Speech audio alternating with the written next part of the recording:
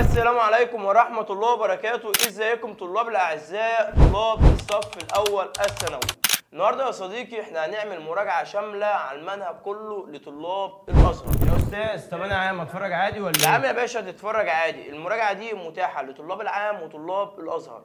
لو انت عايز الملزمة اللي احنا هنشتغل منها النهارده كلم الأرقام اللي هتظهر على الشاشة وهم هيبعتوا لك الملزمة مجانا. وكل اللي محتاجه منك بقى في الفيديو ده انك تسمي الله وتصلي على رسول الله وتجهز ورقة وقلم تستناني. تعالى بقى يا صديقي قبل ما نبدأ الجولة الأخيرة بتاعتنا أوريك الملزمة بتتكلم عن إيه. بص يا باشا، أنا مقسم لك الملزمة دي ل8 حاجات، 8 حاجات بإذن الله مش هيخرج منهم امتحان بكرة.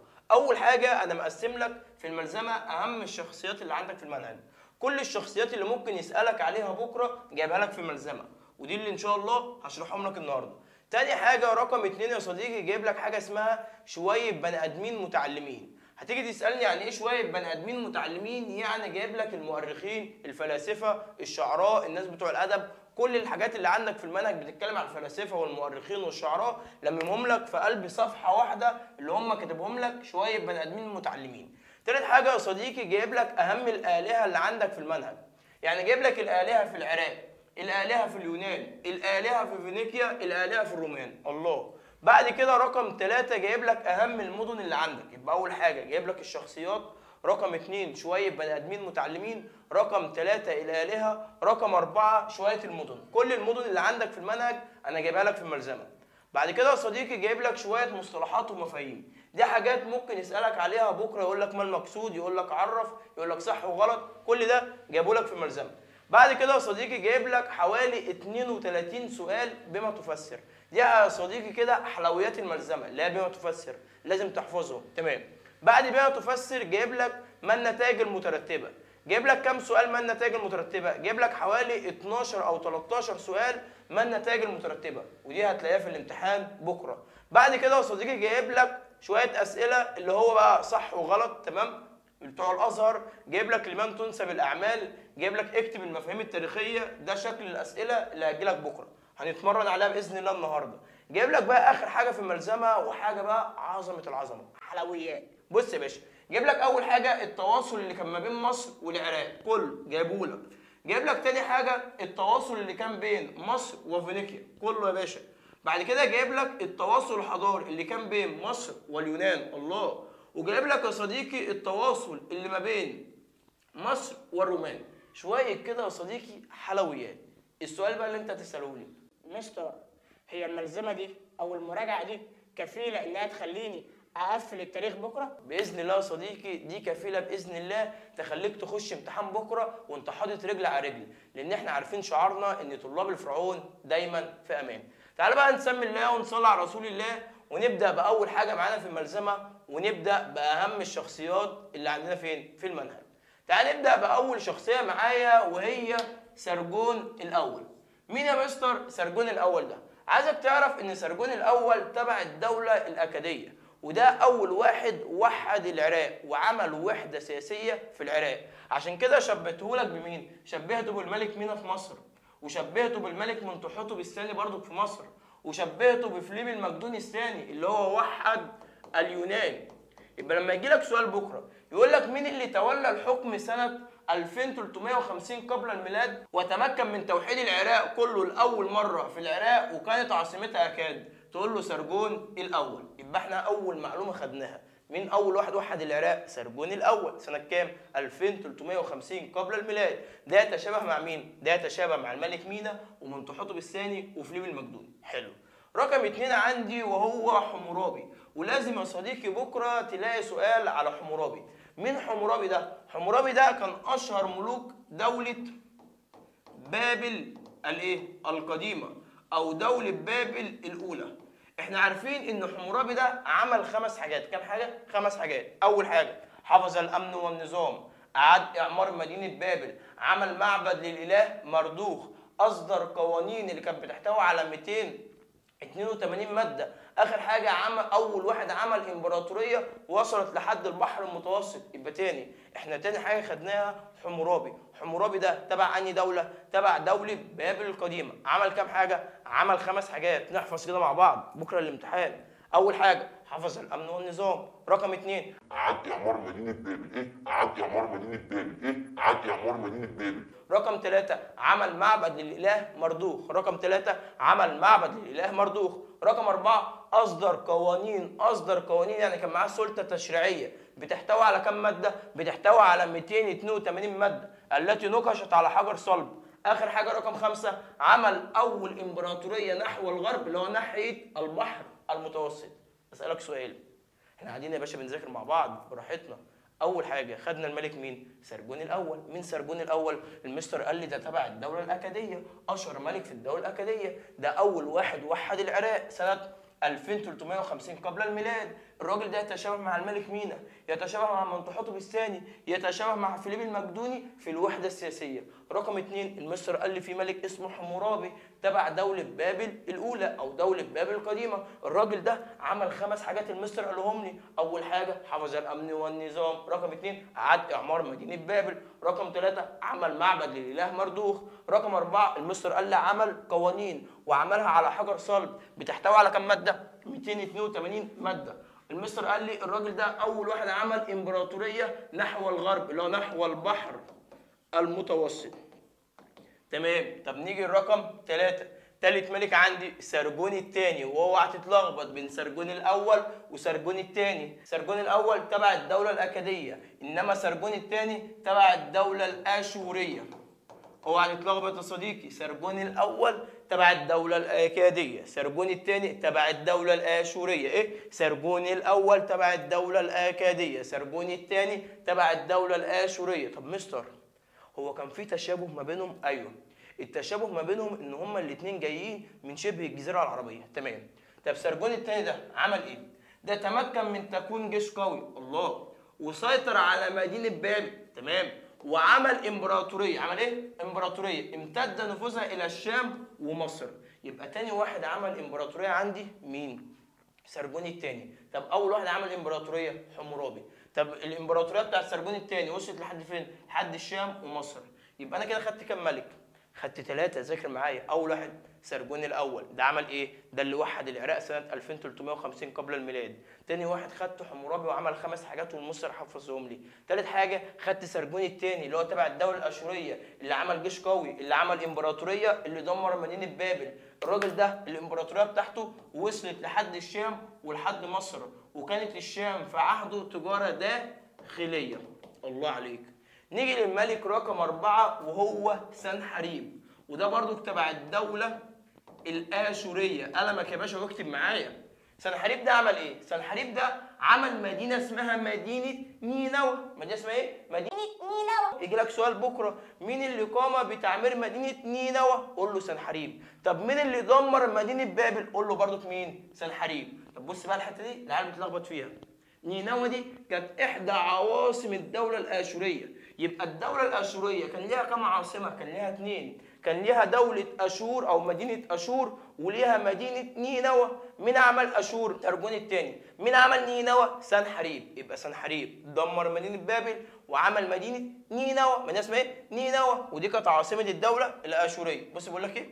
بعد أن خرب مدينة بابل فصمم أن يجعلها أجمل وأروع من مين؟ من بابل. مين اللي أجمل وأروع من بابل؟ مدينة نينوى. اسمها إيه؟ نينوى. يبقى أنا كده خدت كام ملك؟ ها؟ فكرني كده.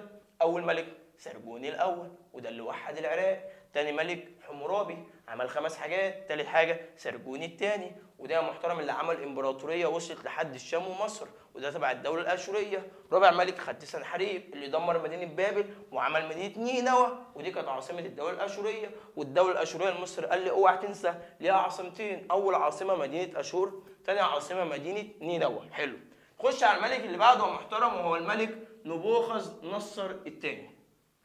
مين يا مستر نبوخذ نصر الثاني؟ احنا عارفين ان ده تبع الدولة البابلية الحديثة او الدولة البابلية القديمة. اهو بص كاتب لك ايه؟ اشهر ملوك الدولة الكلدانية. ايه يا مستر الدولة الكلدانية دي؟ الدولة الكلدانية هي الدولة البابلية الحديثة، اوعى تنسى. يبقى انا كان عندي دولة اسمها الدولة الآكادية، والدولة الآكادية فيها سرجون الأول، إنما الدولة الكلدانية فيها مين؟ نبوخذ نصر الثاني. أنت هتنسى بكرة في الامتحان هيجي لك نبوخذ نصر الثاني اللي تبع الدولة الكلدانية، نبوخذ نصر الثاني اللي بعديه اللي دخلوا العراق الفرس. اوعى تنسى نبوخذ نصر الثاني تبع الدولة البابلية الحديثة أو الدولة البابلية الثانية. نبوخذ نصر الثاني من أشهر ملوك الدولة الكلدانية، والدولة الكلدانية بقول تاني أهو هي نفس دولة البابلية الحديثة.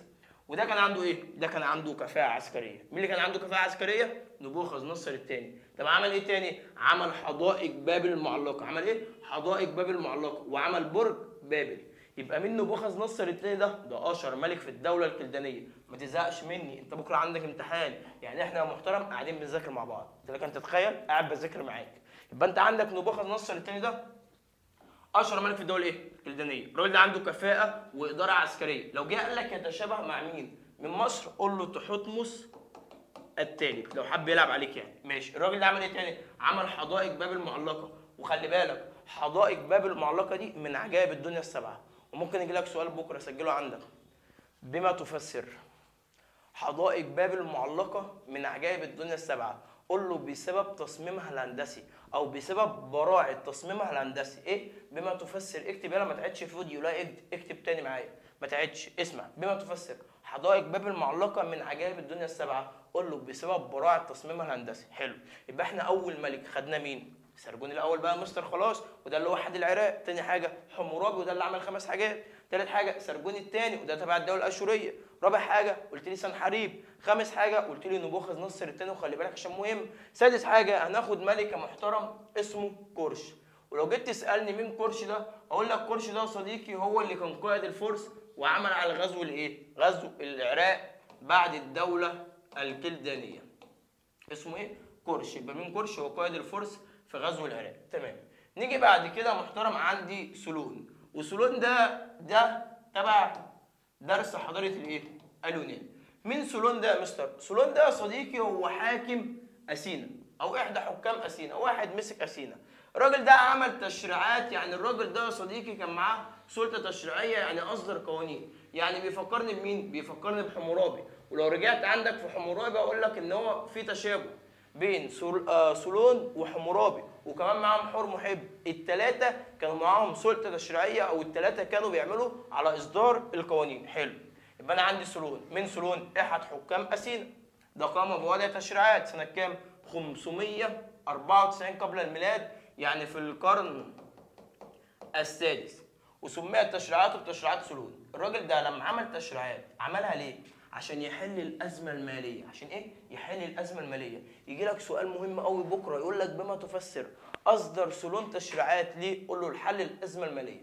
طب معلش يا مستر، هي القوانين بتاعت سولون او تشريعات سولون كانت بتقول ايه؟ بص، سولون قال لك انا هشجع الناس على العمل، تشجيع العام على العمل، وهوفر لهم فرص عمل، وهشيل من عليهم الضرايب، وهسكت كمان الديون. مين اللي عمل كده؟ سولون. وكمان هعمل على تحديد حد اقصى المصروفات على الحفلات. لا تاني، سولون ده لما اصدر تشريعات عايز يحل الايه؟ عايز يحل الازمه الماليه، او ممكن اقول عايز يعمل على حل اثر الطبقه الارستقراطيه، اللي هي طبقه الاغنياء كانت مسيطره على كل حاجه. فهو عشان يحل المشكله دي عمل ايه؟ شجع الناس على العمل. يلا يا ابني اشتغل انت. هو قال له نشتغل فين؟ مفيش شغل.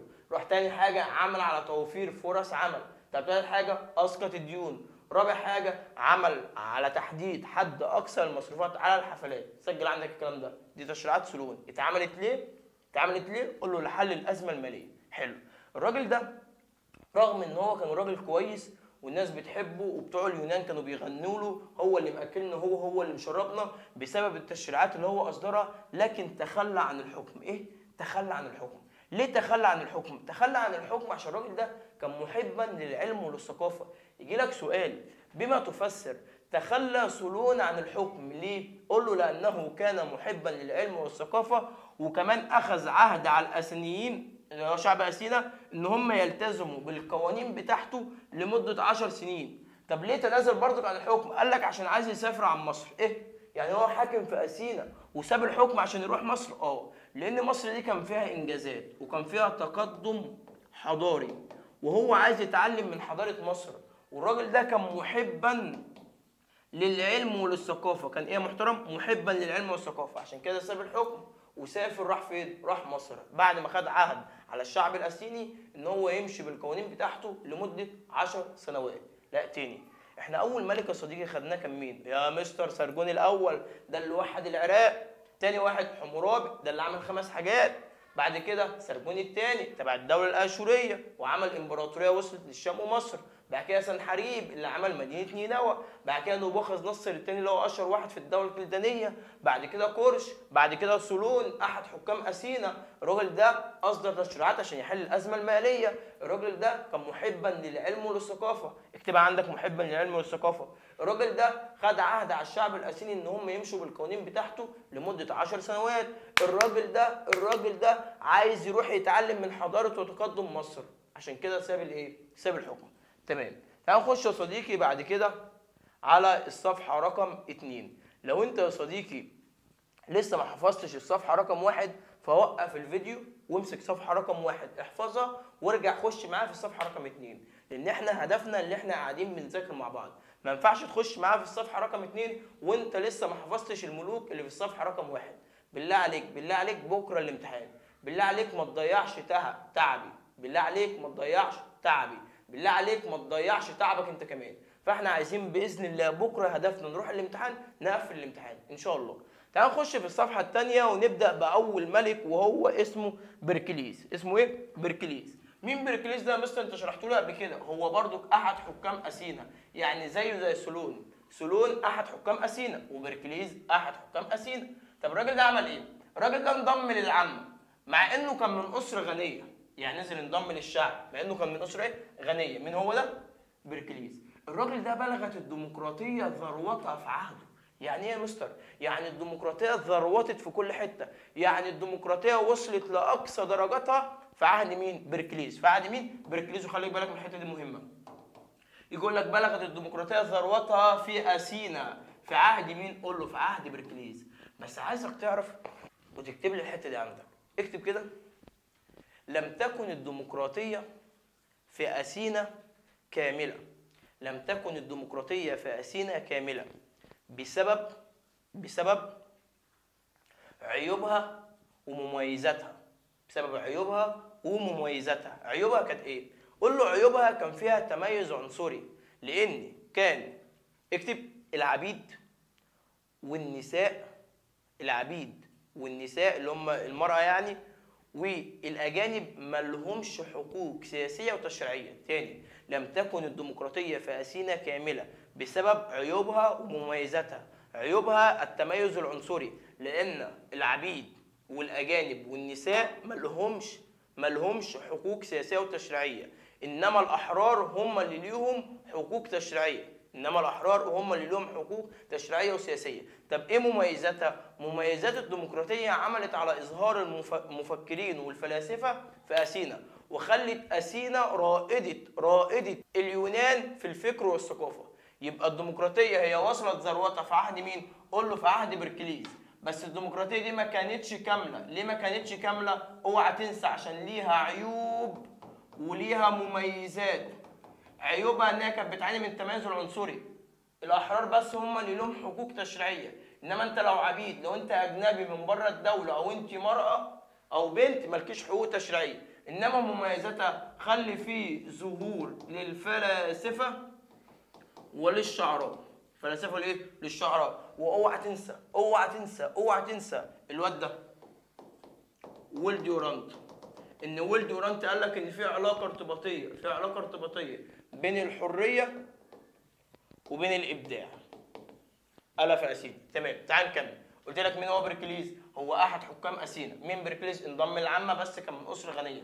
بركليس ده بلغت الديمقراطيه ذروتها في عهده. الراجل ده كان مؤمن ان التربيه الاجتماعيه السليمه هي السبيل للارتقاء بشعب ايه؟ بشعب اثينا. يبقى مين شاف ان الطريقه الوحيده عشان يعمل على الارتقاء بشعب اثينا هي التربيه الاجتماعيه السليمه؟ قول له مين يا محترم؟ قول له بركليس. يبقى بركليس ده احد حكام اثينا. بركليس ده نزل انضم للعامه مع انه كان من طبقه غنيه. بركليس ده في عهد وصلت الديمقراطيه ذروتها بس ما كانتش كامله، والمستر قال لي ليه. بركليس ده يا صديقي، بركليس ده كان شايف او كان مؤمن ان التربيه الاجتماعيه السليمه هي اللي هتعمل على السبيل للارتقاء بشعب اثينا، يعني هي اللي هتقدم شعب اثينا. طب عمل ايه تاني؟ والحته دي مهمه. عمل معبد البرسيون. عمل معبد ايه؟ البرسيون. معبد البرسيون ده عمله فوق جبل اسمه جبل ايه؟ الاكرابول. وممكن بكره يحط لك نقط مكان جبل اكرابول. اقام بركليز معبد البرسيون على قمه جبل ايه؟ قول له على قمه جبل الاكرابول. انا مذاكر كويس، انا لسه سامع محاضره الفرعون. جبل اكرابول ده مين اللي عمل المعبد ده؟ بركليز. سنه كام الهي تنجح؟ 447، يعني في القرن الخامس. يبقى انا عرفت اول واحد في الصفحه الثانيه ايه؟ بركليز، وعرفت عمل ايه؟ انت ذاكرت الصفحه الاولى، حلو. مين بقى فيليب المقدوني الثاني ده؟ فيليب المقدوني الثاني ده يا صديقي هو حاكم مدينه مقدونيا. هتيجي تسالني فين مقدونيا دي يا مستر؟ مقدونيا دي يا صديقي في اليونان. فين مقدونيا؟ في اليونان، تمام. الراجل ده عمل ايه؟ الراجل ده عمل على توحيد بلاد الاغريق، وده شبهناه قلت لك بالملك مين عشان وحد مصر؟ وبالملك سرجون الاول، لسه قايل لك في بدايه الحصه، تمام. يبقى مين فيليب الثاني المقدوني ده؟ فيليب الثاني المقدوني ده هو حاكم مدينه مقدونيا اللي في اليونان. الراجل ده اللي وحد بلاد الاغريق، الراجل ده اللي وحد صف اليونان عشان يواجه الفرس. ممكن اقول لك فيليب المقدوني الثاني ده هو اللي كسب في حرب البيلو يونيز. ولو جيت سالتني ايه حرب البيلو يونيز دي كانت حرب ما بين اثينا وبين سبارتا. مين اللي كسب فيها؟ فيليب المقدوني الثاني. وممكن كمان اقول لك ان فيليب المقدوني الثاني ده هو ابو الاسكندر الاكبر، تمام. طب مين يا مستر بقى بعد كده رقم 3 في الصفحه؟ رقم 2 الاسكندر الاكبر. الاسكندر الاكبر ده صديقي ده مسك بلاد اليونان بعد وفاه ابيه. مين ابيه؟ ابيه اللي هو فيليب المقدوني الثاني. طب مسكها امتى؟ وهو عنده 20 سنه. لك ان تتخيل الاسكندر الاكبر كان لسه عنده 20 سنه وقدر كمان يهزم الفرس. يبقى مين هزم الفرس؟ الاسكندر الاكبر. اول انتصاراته على الفرس كانت في اسيا الصغرى، واسيا الصغرى دي اللي هي حاليا تركيا.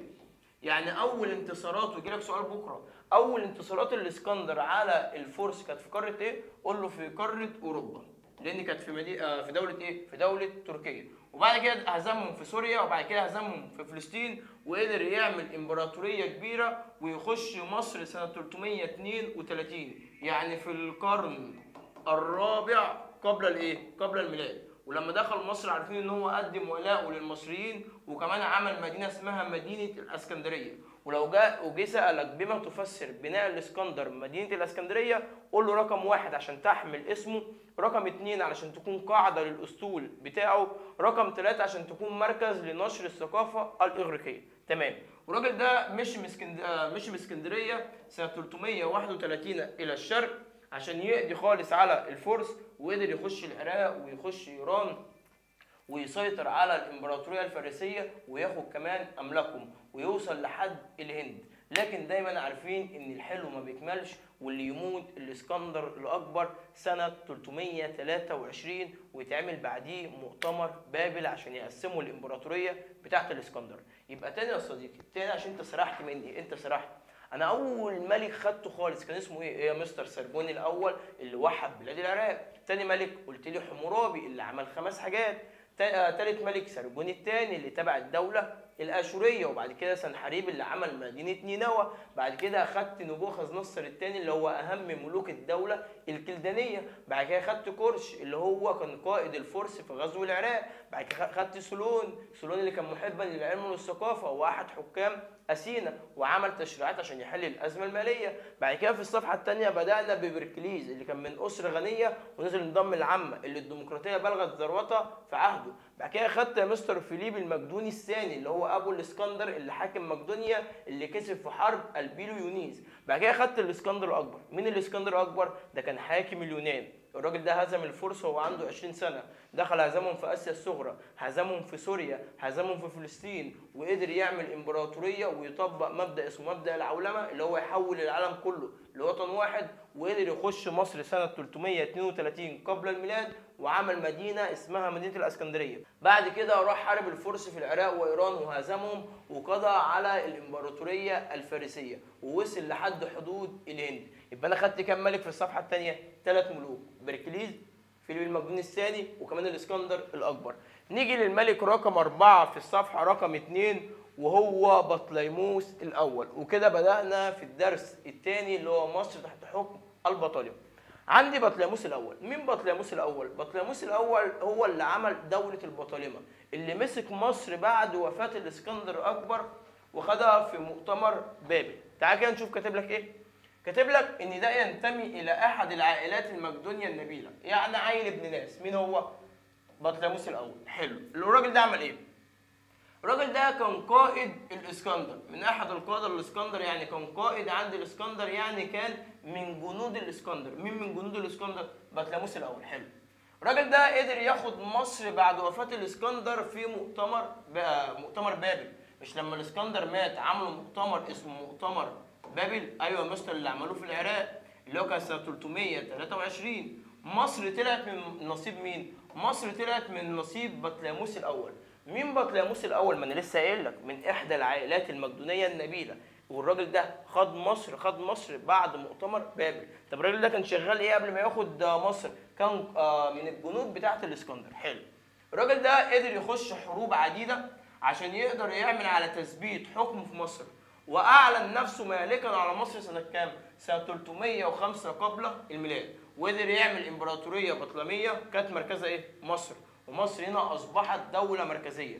وقدر يغير النظم الاداريه والماليه في مصر، وهنا عكس الاسكندر، لان الاسكندر الاكبر لما دخل مصر ابقى على النظم الاداريه والماليه. مين غير النظم الاداريه والماليه بتاعت مصر؟ قول له بطليموس الاول. السؤال ده ممكن يجي لك، مين اللي غير النظم الاداريه والماليه بتاعت مصر؟ بطليموس الاول. عكس مين؟ عكس الاسكندر. عشان كده لقبوه بمين؟ بالمنقذ. يبقى مين المنقذ؟ بطليموس الاول. ولو جيت سالتني هم ليه لقبوه بالمنقذ، هقول لك لان ساعتهم بطليموس الاول انقذهم من النظم الاداريه والماليه بتاعت الفرس. لان قبل ما الاسكندر الاكبر يجي وقبل ما بطليموس الاول يجي كان مين ماسك مصر؟ كان الفرس.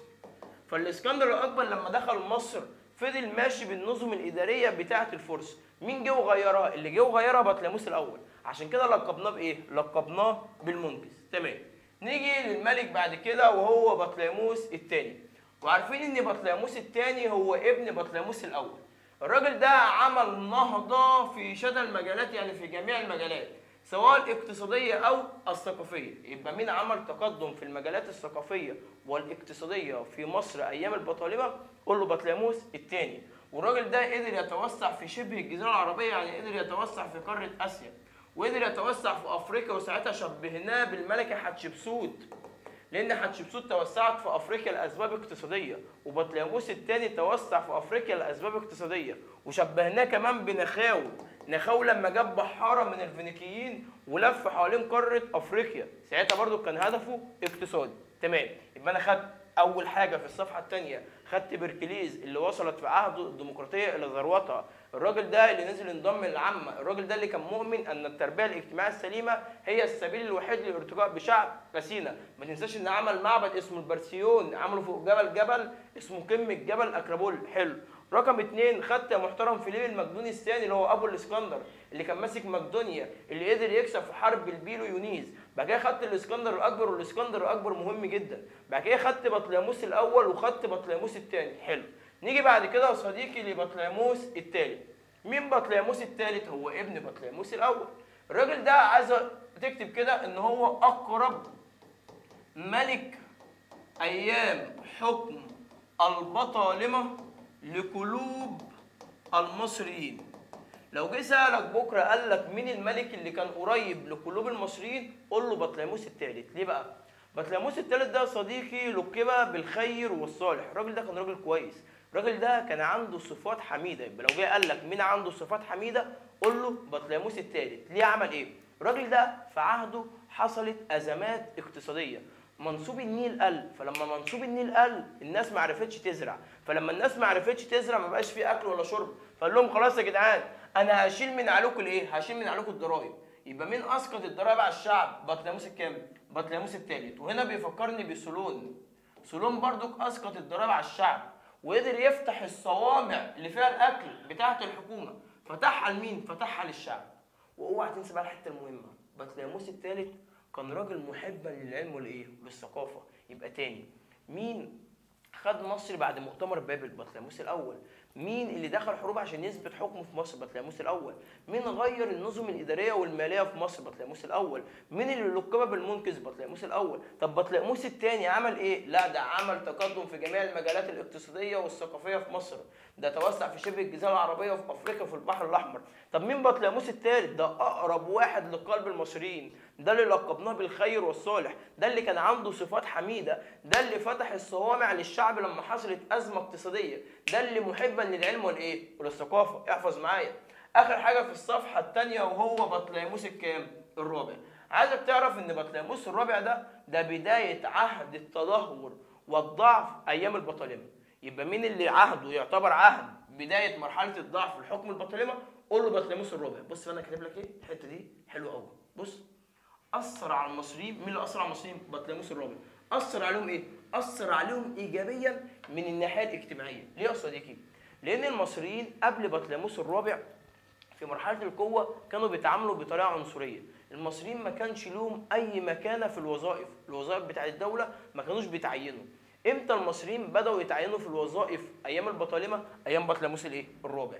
يبقى يجي لك سؤال، مين اللي ايامه المصريين تم او مثلا وضعهم الاجتماعي تحسن؟ وضع المصريين تحسن في عهد مين؟ قول له في عهد بطليموس الرابع. انما مين اللي اقرب لقلب المصريين؟ بطليموس الثالث. اوعى تتلخبط ما بينهم. وضع المصريين الاجتماعي تحسن ايام مين؟ بطليموس الرابع. انما مين اقرب واحد لقلب المصريين عشان اكلهم ببلاش ايام الازمه الاقتصاديه؟ بطليموس الثالث. يبقى احنا كده يا صديقي خلصنا تاني صفحه. فكرني كده بيها، انت نسيت اول ملك في الصفحه الثانيه مين يا جدع؟ اللي هو بركليز. تاني واحد فيليب المجنون الثاني. تالت واحد الاسكندر الاكبر. بعد كده بطليموس الاول. بعد كده بطليموس الثاني. بعد كده بطليموس الرابع. وكده الصفحه الثانيه. تعال نخش على اخر صفحه معانا في الشخصيات، ويبقى كده خلصنا اول حاجه في الملزمه، وهي نبدا باول واحد معانا وهو اجاسوكليس. اسمه ايه؟ اجاسوكليس. اسمه ايه؟ اجاسوكليس. مين يا مستر اجاسوكليس ده؟ اجاسوكليس ده اللي مسك الوصيه على بطليموس الخامس، لان بطليموس الخامس كان سنه حوالي من 5 ل7 سنين، فما كانش يقدر يمسك الدوله، فمسكناه لواحد وصى عليه. اسمه ايه؟ اجاسوكليس. اسمه ايه؟ اجاسوكليس. حلو. اجاسوكليس ده عمل ايه؟ ده ادى الى انهيار البلد خربت في عهده، سواء بقى سياسيا او اقتصاديا. يعني ده اللي بوظ البلد، وفقدت مصر معظم املاكها في الخارج. وده بنشبهه بمين؟ بنشبهه باخناتون، لان ايام اخناتون مصر برضو خسرت ممتلكاتها في الخارج، وايام البطالمه مصر خسرت ممتلكاتها في الخارج ايام مين؟ اجاسوكليس. بص يا ابني، لو جالك سؤال قال لك مين اللي مسك واصي على بطليموس الخامس؟ اجاسوكليس. مين اللي دور على مصلحته الذاتيه ومصلحته الشخصيه وانهارت البلاد في عهده؟ اجاسوكليس. مين اللي ايام البطالمه مصر خسرت ممتلكاتها في عهده؟ اجاسوكليس. حلو.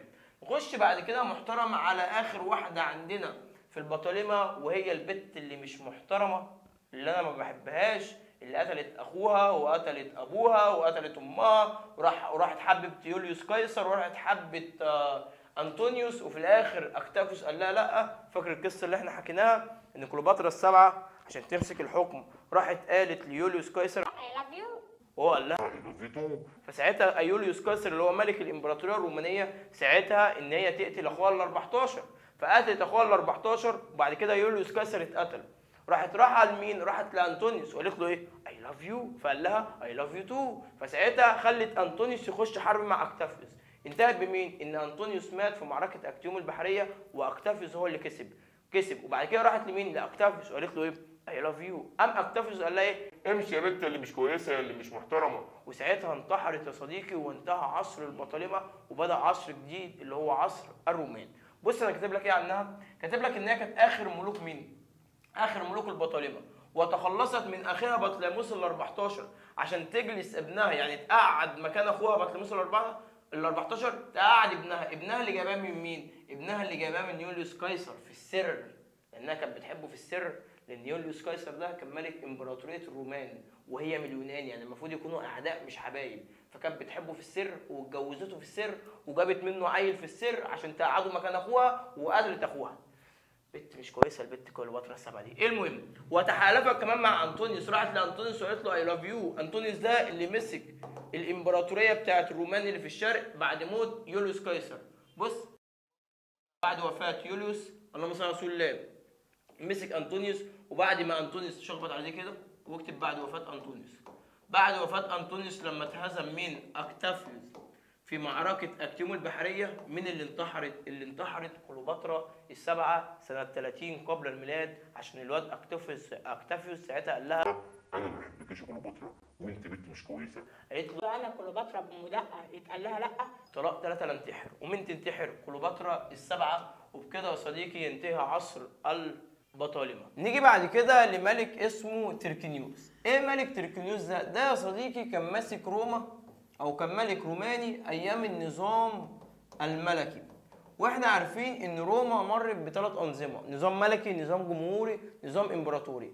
المعلم ده كان ماسك روما ايام النظام الملكي، واتعمل عليه ثوره من الطبقه الارستقراطيه، لان الطبقه الارستقراطيه دي كانت عايزه تغير النظام من نظام ملكي لنظام جمهوري. ليه؟ لان الطبقه الارستقراطيه اللي هم يعني الاغنياء دول كانوا في النظام الملكي ما لهمش راي، كان رايهم استشاري، فما كانش ليهم لازمه. فقال لك خلاص نعمل عليه ثوره ونقول ان الراجل ده ما كانش عنده احساس بالشعب، ان الراجل ده تعدى على التقاليد الرومانيه، ونغير النظام من نظام ملكي لنظام ايه؟ جمهوري. فممكن يجي لك سؤال: بما تفسر قيام الطبقه الارستقراطيه على الثوره على الملك تركنيوس؟ ليه عملوا عليه ثوره؟ قولوا لسببين: ان هو ما عندوش احساس بالشعب الروماني، وان هو تعدى على التقاليد الرومانيه. نخش بعد كده على اكتافيوس. وانا لسه شارح لك اكتافيوس بقول لك ان ده انتصر على انطونيوس وكليوباترا، وده اللي قال لكليوباترا لا، وكسب في معركه اكتيوم البحريه اللي هي كانت سنه 30 قبل الميلاد. وقدر كمان يمسك روما، واطلق عليه مجلس الشيوخ اللي هم الطبقه الارستقراطيه، اطلقوا عليه اسم جديد اسمه اوغسطس. فكلمه اوغسطس دي يقصد بها مين؟ يقصد بها اكتافيوس. تمام يا صديقي؟ تمام. تعال بقى نخش على الاسامي اللي عندك في اخر درس، والاسامي دي مهمه قوي قوي قوي قوي. دول حوالي 5 اسماء بس بيلعب عليهم في الامتحان، فلازم تروح الامتحان بكره وانت حافظهم. بص يا باشا، نيجي لاول اسم هو القديس مرقس. القديس مرقس هو اللي ادخل المسيحيه مصر في منتصف القرن الواحد الميلادي في عهد الامبراطور نيرون. يبقى مين القديس مرقس ده اللي ادخل المسيحيه مصر؟ حلو. رقم اتنين واحد اسمه نيرون. مين نيرون ده يا مستر؟ ده امبراطور روماني، وده عمل على اضطهاد المسيحيين. ولو جيت سألتني هم ليه الامبراطور الروماني عمل على اضطهاد المسيحيين؟ لان ساعتها كان في عبادة اسمها عبادة الأباطرة. ايه عبادة الأباطرة؟ ان الناس تعبد الامبراطور. فالناس الاول كانت بتعبد مين؟ نيرون. انما لما القديس مرقس دخل المسيحيه، الناس سابت عباده الاباطره وراحت للعباده المسيحيه. فمين اتضايقوا؟ الاباطره بتوع مين؟ بتوع الرومان. قال لك ازاي الناس كانت بتعبدني فسابتني وراحت للمسيحيه، فاحنا هنضطهد ايه؟ المسيحيه. ولحد ما جه محترم بعد كده ملك اسمه ديجلادينوس. حط هنا دال، هنا الاسم ناقص دال، اسمه ديجلادينوس. يبقى انا اول امبراطور اسمه ايه؟ نيرون. ده بدايه الاضطهاد للمسيحيه. تاني واحد تيجلادينوس. تاني واحد اسمه ايه؟ تيجلادينوس ده عمل ايه؟ بص يا محترم، ده طلع مرسوم، طلع قرار بهدم الكنائس. اي كنيسه تشوفها اهدمها، وبحرق الكتب الايه؟ الكتب المقدسه بتاعت الديانه المسيحيه، واعدام ما يتبع التعليم المسيحيه. يعني اي واحد مسيحي في مصر هعدمه. مين اللي عمل كده؟ ديجلادينوس. عشان كده يا صديقي سمي عهده بعهد الشهداء. باجي اقول لك لماذا او بما تفسر سمي عهد ديجلادينوس بعصر الشهداء؟ قول له بسبب كثرة ما تعرض له المسيحيين من اضطهاد، وبسبب ان هو عمل على اعدام من يتبع التعليم المسيحيه، وفي ناس كتير جدا ماتت كانت على الديانه المسيحيه. عشان كده سمي عهده بعهد الشهداء. واوعى تنسى ان الراجل ده في عهده حطوا التقويم الايه؟ حطوا التقويم القبطي. يجي يسالك سؤال: مين اللي طلع مرسوم بهدم الكنائس وحرق القرى واعدام اي واحد مسيحي وسميها عصر بعصر الشهداء؟ قول له ديجلادينوس. طب مين بدايه الاضطهاد؟ قول له نيرون. طب مين دخل المسيحيه؟ قول له القديس مرقس. الاسامي دي مهمه. مين دخل المسيحيه مصر؟ القديس مرقس. مين اول امبراطور روماني اضطهد المسيحيه؟ قول له نيرون. ليه؟ لان سابوا عباده الاباطره وراحوا المسيحيه. مين طلع مرسوم بهدم الكنائس واعدام المسيحيين وحرق الكتب؟ ديجلادينوس. حلو. وما تنساش ان ديجلادينوس دخلنا في عهده التقويم القبطي. بالله عليك سجلها عندك في الكتاب، بالله عليك، او في الملزمه، او في اي حاجه بتكتب فيها. اللي دخل التقويم القبطي مصر او تم كتابه التقويم القبطي في عهد ديجلادينوس. سميها عصره بعصر الشهداء. مين اللي سميها عصره بعصر الشهداء؟ ديجلادينوس. حلو. نيجي بعد كده يا صديقي بواحد ثالث اسمه قسطنطين. اسمه ايه؟ قسطنطين. يبقى اول واحد نيرون، ده بدايه الاضطهاد. رقم 2 ديجلادينوس.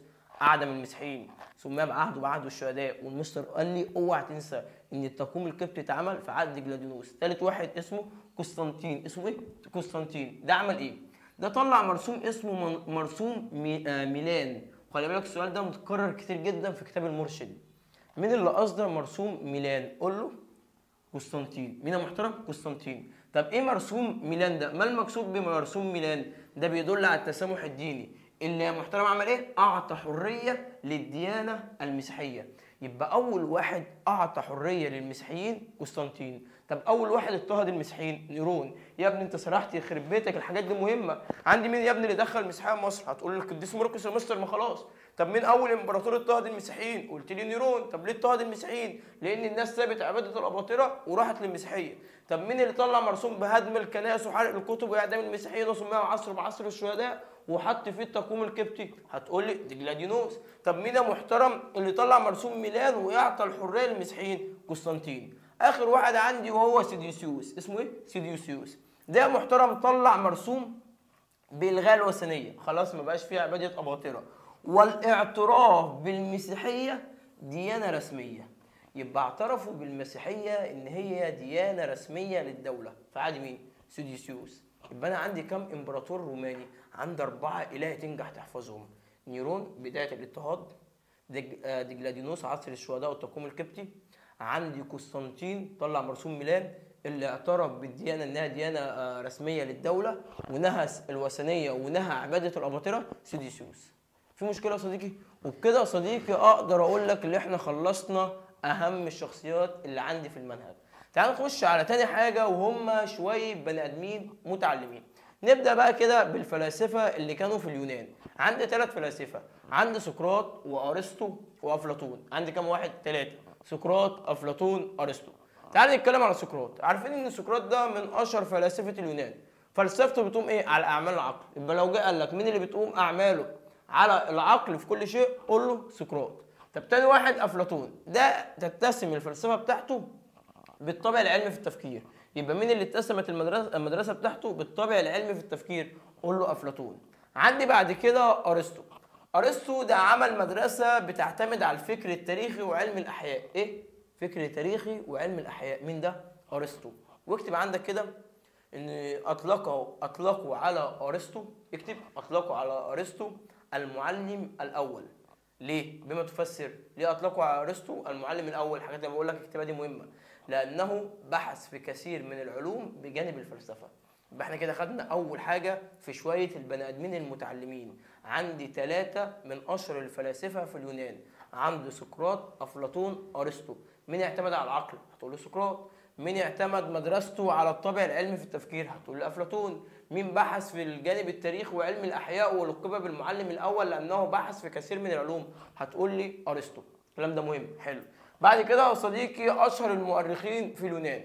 عندك اشهر مؤرخ ولقب باب التاريخ، عارفين ان هو هيرودوت. وما تنساش هيرودوت في اليونان لقب باب التاريخ.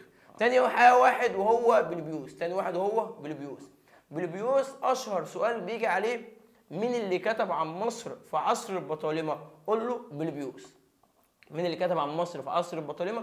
قول له بلبيوس. بعد كده عندي استرابون. واسترابون ده يا صديقي بص من اشهر الجغرافيين. هو حاطته لك تبع المؤرخين، بس هو كان عامل كتاب اسمه الجغرافيا بيتكون من 17 جزء، والجزء ال 17 اتكلم عن مصر. ده اللي زار مصر واتكلم على جغرافيا مصر. اوعى تنساه استرابون. يبقى انا كده عندي 3 مؤرخين. اول واحد هيرودوت ولقب ابو التاريخ، تاني واحد بلبيوس وده اللي كتب عن مصر في عصر البطالمه، تالت واحد هو استرابون وده جغرافي وكتب في كتاب الجغرافيا اللي بيتكون من 17 جزء. يبقى احنا خدنا 6 اسماء في الناس المتعلمين. اول واحد سقراط، افلاطون، ارسطو، هيرودوت، بلبيوس، استرابون. بعد كده يا صديقي عندي هوميروس. وانا عارف ان هوميروس ده شاعر اغريقي اللي كتب في الالياذه والاوديسا. وبص انا كاتبه لك كده عشان الحته دي ساعات بتيجي في الامتحانات. ده صاحب الفضل في نشر التراث الثقافي البطولي لبلاد اليونان. يبقى مين اتكلم على الجانب البطولي لبلاد اليونان؟ قول له مين؟ قول له هوميروس. وده صاحب الالياذه والايه؟ الالياذه والاوديسا. تاني واحد عندي في الادب تبع اليونان كان اسمه ارخيلوخس. اسمه ايه؟ ارخيلوخس. وده محترم تبع الشعر الايه؟ تبع الشعر الغنائي. يبقى تاني عشان انت بتسرح منه وما بتحفظش وما بتذاكرش، اتفرج بس على الفيديو. عايز اقول لك يا صديقي ان احنا خدنا شويه ناس متعلمين او شويه بني ادمين متعلمين. خدنا اول 3 فلاسفه، تاني 3 مؤرخين، تاني 2 تبع الادب، اول 3 اللي هو سقراط وافلاطون وارسطو. بعد كده عندي مين؟ بعد كده عندي المؤرخين. اول واحد لقب بأب التاريخ اللي هو هيرودوت، بوليبيوس كتب عن مصر في عصر البطالمه. عندي استرابون. عندي 2 في الادب تبع اليونان، اول واحد هوميروس وقلت لك ده كتب على الجانب البطولي لبلاد اليونان. وعندي ارخلوخس ده تبع الشعر الايه؟ الشعر الغنائي. تمام. تعال نتكلم بقى على الطب. انت كان عندك من اشهر الاطباء الاغريق كان واحد اسمه ايه؟ كان واحد اسمه ابوقراط. اشهر الاطباء الاغريق كان اسمه ابوقراط، وده لقب ابو الطب. عندي فيدياس ده كان اشهر واحد في النحت، وده عمل تمثال اسمه زيوس، والتمثال ده كان من عجائب الدنيا السبع. حلو. بعد كده عندي ارستراخوس ده كان واحد تبع الفلك، وده اللي عرف احجام الشمس والارض والقمر. اسمه ايه؟ ارستراخوس. حلو. بعد كده عندي اقليدس وارشميدس تبع الرياضه. اقليدس كتب في الهندسه، انما ارشميدس عمل قانون الطفو. اقليدس هندسه، ارشميدس عمل قانون الطفو. بعد كده يا صديقي عندي هيروفيلوس ده كان تبع الطب والتشريح والايه؟ والجراحه. وخلي بالك ده محترم كان ايام عصر البطالمه. حلو. بعد كده عندي فريجل تبع الرومان، وده اتكلم على قصه تاسيس روما، وده كان من الشعراء. اسمه ايه؟ فريجل. حلو. عندي اخر 2 دول يا صديقي اينوس وكاتو الرقيب، دول كانوا مؤرخين في اليونان. اسمه ايه؟ اينوس وكاتو الرقيب. اينوس لقب بأب التاريخ في الرومان، انما اللي لقب بأب التاريخ في اليونان كان هيرودوت، انما اللي لقب بأب التاريخ في الرومان اينوس. عندي بعد كده كاتو الرقيب، وكاتو الرقيب اتكلم عن تأسيس روما، يعني زيه زي مين؟ زيه يا صديقي زي فريجل، بس فريجل ده شاعر حاجات مبالغ فيها، انما كاتو الرقيب كتب تاريخ، كتب حاجات حقيقيه. يبقى احنا خدنا اول حاجه في الناس اللي متعلمين، خدنا اول 3 كانوا فلاسفه. مين؟ سقراط، افلاطون، ارسطو. بعد كده خدنا 3 تبع التاريخ في اليونان، خدنا هيرودوت لقب بأب التاريخ، وخدنا بوليبيوس اللي زار مصر في عصر البطالمه، وخدنا استرابون. خدنا بعد كده في الادب خدنا هوميروس وخدنا ارخلوخس. بعد كده يا صديقي اتكلمنا على ارستراخوس، وده في الفلك ايام مصر تحت حكم البطالمه. خدنا ارستراخوس تبع الفلك، وبعد كده خدنا اقليدس وارشميدس في الرياضه، وخدنا هيروفيلوس في الطب، وبعد كده خدنا التاريخ ايام الرومان اينوس، وعندك كاتو الرقيب. عندك بعد كده محترم اخر 2 عندك يا صديقي افلوتين ده من اشهر الفلاسفه المصريين في عصر الرومان. وخلي بالك السؤال ده مهم، اشهر الفلاسفه المصريين في عصر الرومان كان اسمه ايه؟ افلوتين. حلو.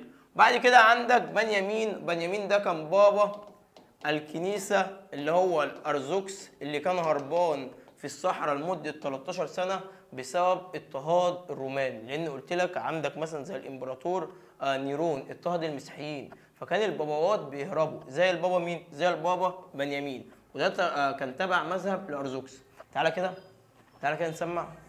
اول 3 في الناس المتعلمين كانوا ايه؟ كانوا فلاسفه، اللي هو سقراط وافلاطون وارسطو. بعد كده عندي 3 تاريخ كانوا اسمهم ايه؟ كان اسمهم هيرودوت وبوليبيوس واسترابون. بعد كده عندي في الادب هوميروس، وبعد كده ارخلوخس. بعد كده عندي ايام مصر تحت حكم البطالمه عندي ارستراخوس في الفلك، وعندي اقليدس وارشميدس في الرياضه، وعندي اللهم صل على رسول الله هيروفيلوس في الطب والتشريح والجراحه، صح؟ وبعد كده عندي فريجل ده اللي اتكلم عن تأسيس روما وتبع الرومان بس كان شاعر. عندي في تاريخ روما عندي اينوس، وعندي كاتو الرقيب. عندي يا محترم اخر واحد من الفلاسفه المصريين في عصر الرومان كان اسمه ايه؟ افلوتين. بعد كده عندي بنيامين، وده كان تبع بابا الكنيسه اللي هو المذهب الارثوذكس. يبقى احنا كده اتكلمنا على اهم الشخصيات واهم الفلاسفه والمؤرخين والشعراء. تعالى بقى يا صديقي نتكلم على 3 حاجه في حصه النهارده، وهم الالهه. والالهه خلي بالك مهمه وبيلعب عليها في الامتحان. تعالى بقى يا صديقي نتكلم على الالهه، وانا قلت لك الالهه دي مهمه جدا جدا جدا. بص يا باشا، انا مقسمهم لك في الملزمه بطريقه جميله جدا. جايب لك الالهه بتوع العراق، الالهه بتوع فينيقيا، الالهه بتوع اليونان، الالهه بتوع الرومان. تعال نبدا باول حضاره عندي والالهه بتوع العراق. انا عارف يا صديقي ان في العراق كان عندها تعدد معبودات زيها زي مصر وزيها زي فينيقيا وزيها زي اليونان وزيها زي الرومان، كلهم كانوا عندهم تعدد معبودات، وبرضه في مصر كذلك. حلو. طب اشهر المعبودات اللي كانت في العراق ايه؟ 2. معبود اسمه آنو، وده كبير المعبودات في العراق. تاني واحده وهي عشتار، وعشتار دي كانت ربة الحب والحرب، واتسمت بالتناقض. خلي بالك، يبقى انا عندي في العراق كم معبود؟ عندي 2، آنو وعشتار. آنو كبير المعبودات، انما عشتار ربة الحب والحرب. تعالى بقى نروح لفينيقيا. فينيقيا عندك 4 معبودات. عندك اول حاجه إيل، وإيل ده هو صاحب الكلمه الاولى والاخيره في شؤون البشر، يعني هو كبير المعبودات. يبقى كبير المعبودات في فينيقيا إيل، انما كبير المعبودات في العراق آنو. حلو. تاني حاجه عندك في فينيقيا عندك بعل، وبعل ده يا صديقي هو رب الخصب والنماء. ولو جيت سالتني يعني ايه رب الخصب والنماء، يعني هم كانوا متخيلين في معتقداتهم ان بعل ده هو اللي بينزل الامطار وهو اللي بيجيب الرياح. مين ده؟ بعل. فكانوا شايفين ان الراجل ده مرتبط بالزراعه، او هو اللي بيطلع لهم الزراعه. مين؟ بعل.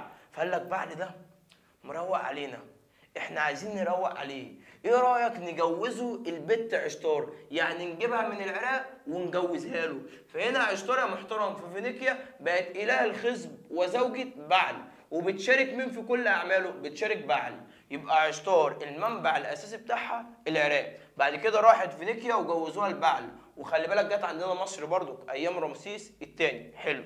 عندك اخر معبود في فينيقيا وهو ادونيس.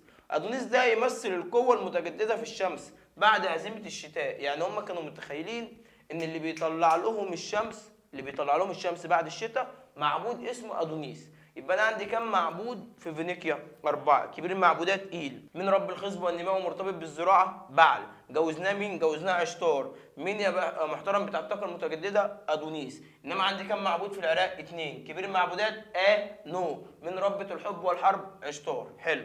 نخش على المعبودات فين يا محترم؟ نخش على المعبودات في اليونان.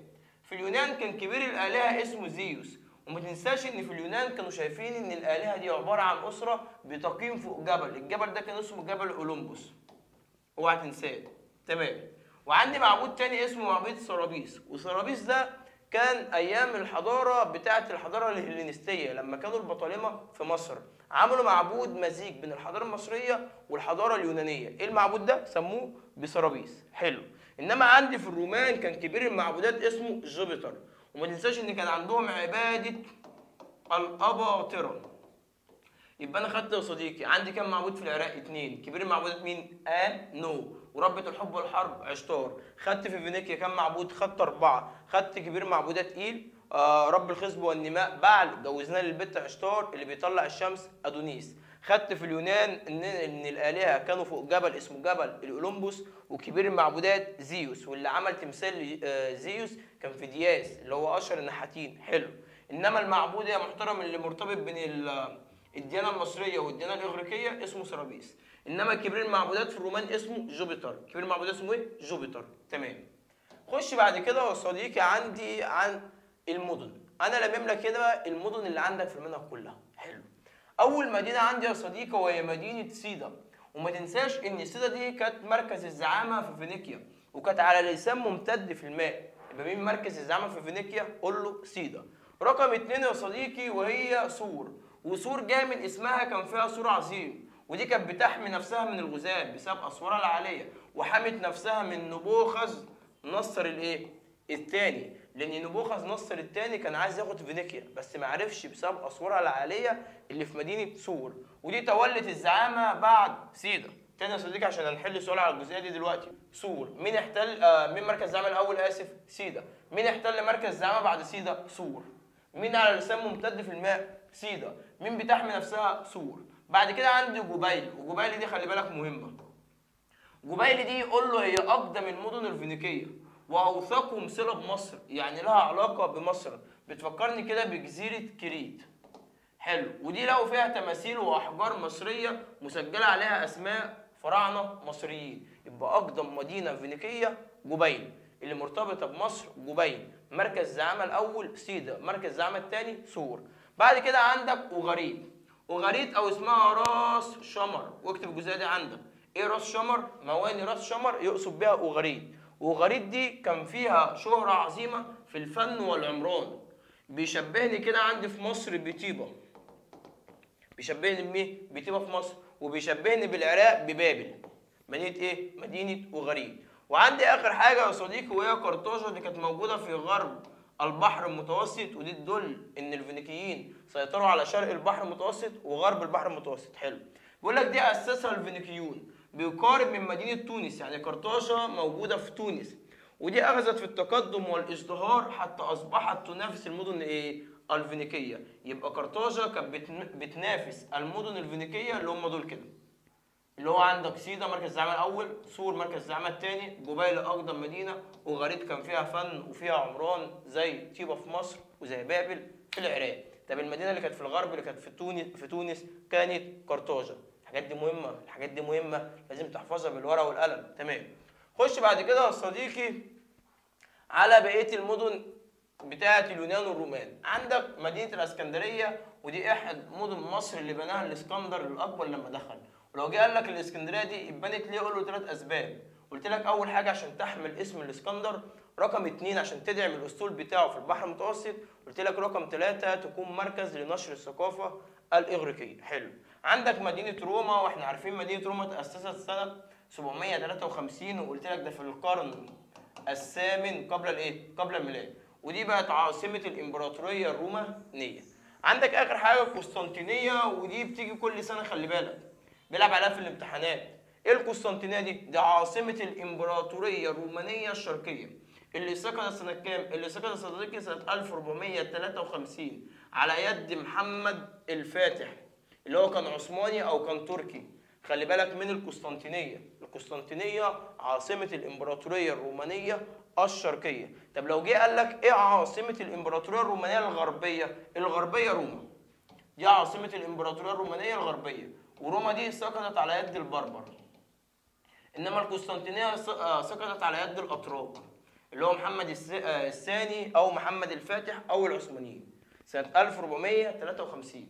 يبقى احنا كده اتكلمنا على سيدا، اتكلمنا على سور، اتكلمنا على اوغريت، اتكلمنا على جبيل، اتكلمنا على قرطاجه، اتكلمنا على الاسكندريه، اتكلمنا على روما، اتكلمنا على القسطنطينيه. تمام.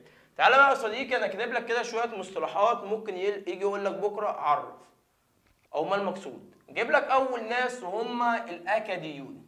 ممكن يجي لك سؤال اكتب ما تعرفه عن الاكاديون. مين هم الاكاديون؟ قول له يا باشا دول جايين من شبه الجزيره العربيه يا استاذ محمد قال لي. والناس دي قعدت في وسط العراق وعملت دوله اسمها الدوله الاكاديه. وكان اشهر ملك فيها ممكن تكتب كده اول ملك خدناه هو سرجون الاول. يبقى لما يجي لك سؤال يا حبيب قلبي يقول لك مين هم الاكاديون؟ قول له دول جهم من شبه الجزيره العربيه. دول قعدوا في وسط العراق. امتى؟ ايام ما كان اللي بيحكم السومريون. اشهر ملك عندهم كان سرجون الاول.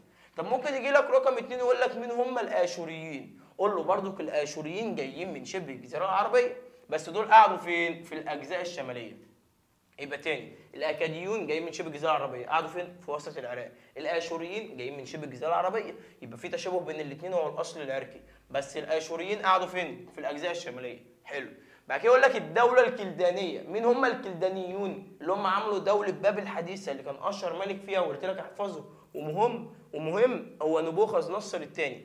مين هم بقى؟ دول اخر قبائل جت من شبه الجزيره العربيه قبل ظهور الاسلام.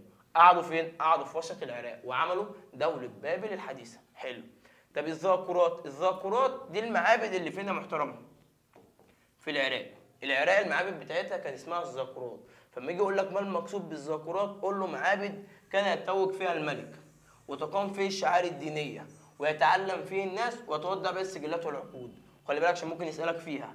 ما المقصود بالذاكرات؟ دي معابد في العراق يتوج فيها الملك وتقام فيها الشعائر الدينيه ويتعلم فيه الناس وتودع فيه السجلات والعقود. ودي مرتبطه بالكتابه المسماريه لان الكتابه المسماريه خلت ليها وظائف متعدده. الذاكرات دي معابد في العراق، الذاكرات دي معابد في العراق بيتعلم فيها الناس، يتوج فيها الملك، وكمان بيتعمل فيها السجلات، وكمان بيتعمل فيها شعائر دينيه.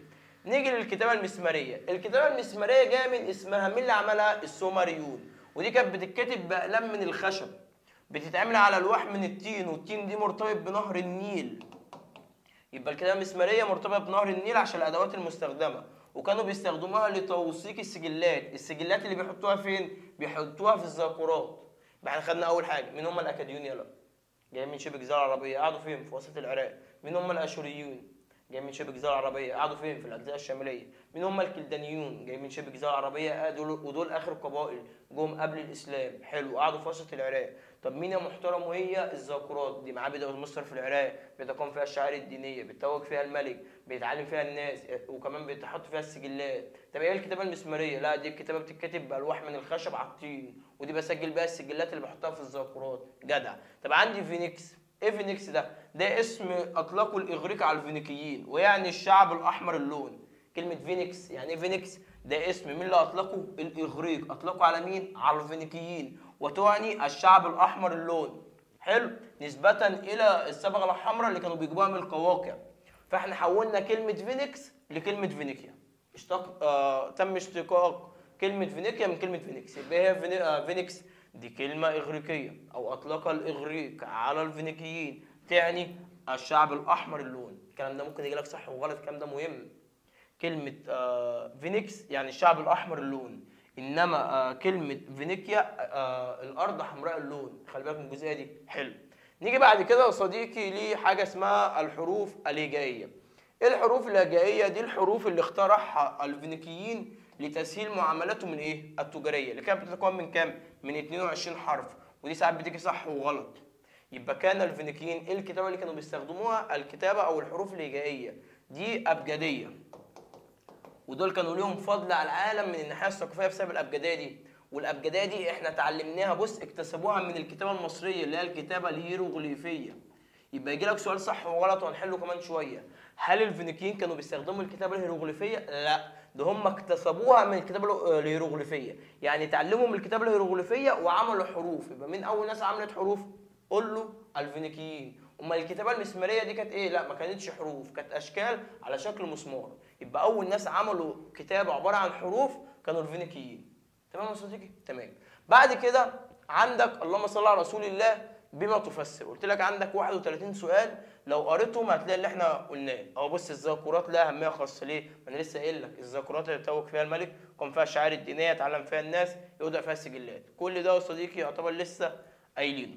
بما تفسر ومن نتائج. يبقى انا كده قلت لك اهم الشخصيات، قلت لك البني ادمين المتعلمين، قلت لك الالهه، قلت لك اهم المدن اللي عندك، وقلت لك شويه تعريفات زي الاكاديه، الاشوريه، الكلدانيه، الكتابة المسمارية، الذاكرات، الكتابة الهجائية، وكمان فينيكس. تعالى بقى يا صديقي نخش عندي صح وغلط، نحل كده شوية صح وغلط، نشوف كده الناس ايه دماغها. أول سؤال الله يبارك لهم كاتبينه غلط، بيقول لك من أشهر المواني اللي هي في فينيقيا. أشهر المواني في فينيقيا حاجة اسمها راس الشمر. هتقول لي راس الشمر؟ ما قلتليش عليها دي يا مستر. لا قلت لك راس الشمر دي اللي يقصد بها أوغاريد. هل أوغاريد كان ليها شهرة عظيمة في فينيقيا؟ تقول لي أيوه، يبقى الإجابة صح. شفت بيلعب عليك إزاي؟ ما جابلكش أوغاريد، جاب لك راس الشمر. حلو. بيقول لك نافست قرطاجة المدن الفينيقية في التجارة. هل قرطاجة نفست المدن زي سيدا وصور وجبال وغريت نفستهم؟ تبقى الإجابة صح. حلو. بيقول لك اقتصر الوجود الفينيقي على شرق البحر المتوسط. هل الفينيقيين سيطروا على شرق البحر المتوسط فقط؟ لا، جدع، الإجابة غلط. سيطروا على غرب البحر المتوسط لما سيطروا على قرطاجة. حلو. بيقول لك كان نظام الحكم في فينيقيا نظام ديمقراطي إلى حد ما. كل واحد عمل الإجابة دي غلط غلطان، وهديك على وشك، لأن هنا بيقول لك نظام ديمقراطية إلى حد ما، يعني في شبه ديمقراطية إلى حد ما، فهنا الإجابة تبقى صح، لأن في فينيقيا كانوا ماشيين بنظام الشبه ديمقراطي. عشان الناس شافت كلمة ديمقراطية عملوها غلط، لا بقول لك ديمقراطية إلى حد ما، يعني شبه ديمقراطية. حلو. سؤال رقم 5 بيقول لك كان اهتمام الفينيقيين بالأمور السياسية أكثر من الأمور الاقتصادية، يعني الفينيقيين يهتموا بالسياسة أكثر من الاقتصاد. الكلام ده صح؟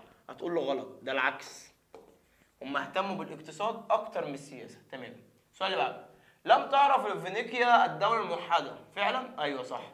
كانت عباره عن مدن مستقله وكل واحد بيبحث عن مصلحته الشخصيه. بيقول لك لم يهتم الفينيقيون بالزراعه بسبب الطبيعه الجبليه. الكلام ده صحيح؟ غلط. اهتموا بالزراعه والدليل ان هم حولوا سفوح جبال لبنان الى مدرجات صالحه للزراعه. تمام. سؤال رقم 8 بيقول لك تولد جبيل زعامه المدن الفينيقيه بعد سيدا. هي مين مركز زعامه الاول؟ سيدا. مين مركز زعامه الثاني؟ نسيت، انت نسيت. مركز زعامه الثاني سور. مش ايه يا محترم؟ مش جبيل. تبقى الاجابه ايه؟ تبقى الاجابه غلط، ونشخبط على كلمه جبيل ونكتب سور. حلو. رقم 9 لسه قايلينها، استخدم الفينيقيون الكتابه الهيروغليفيه. كل الالعاب لقيتها صح. ليه صح؟ هو بيقول لك ما استخدموش الكتابه الهيروغليفيه، هم اكتسبوا من الكتابه الهيروغليفيه، يعني اتعلموا منها. طب استخدموا ايه؟ استخدموا الحروف الهجائيه. تبقى الاجابه دي يا صديقي غلط، وتشخبط على الكتابه الهيروغليفيه وتقول استخدموا الحروف الهجائيه.